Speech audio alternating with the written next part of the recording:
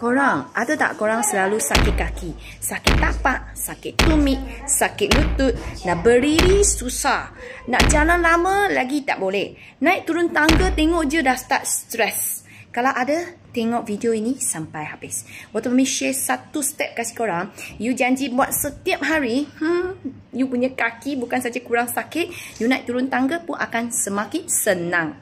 Korang hanya perlu berdiri atas yoga mat, kaki korang rapat, angkat tumit, sentuh balik. Angkat tumit, sentuh balik. Siapa yang angkat tumit sekarang, you rasa peha orang tengah geser kan, tak selesa, you buka sikit lah kaki you. So lutut tegak macam ni. Buat selepas makan setengah jam. Buat bila-bila masa yang ada masalah kaki sakit, tapak sakit, ini senaman jangan tak buat lagi. Sebab dia sangat ringan, tak beban you punya kaki. Laki boleh kuatkan you punya kaki. So you nanti tengok tangga pun you tak stress. Ini senaman sangat senang. Santai cukup sudah. Senang cukup sudah. So kena buat. Okay? Setiap hari amalkan 3 hingga 5 minit untuk senaman kaki. Nanti korang tengok dapat hasil macam ni. Kaki sudah semakin kuat. Nak lagi bagus, korang boleh dapatkan video saya.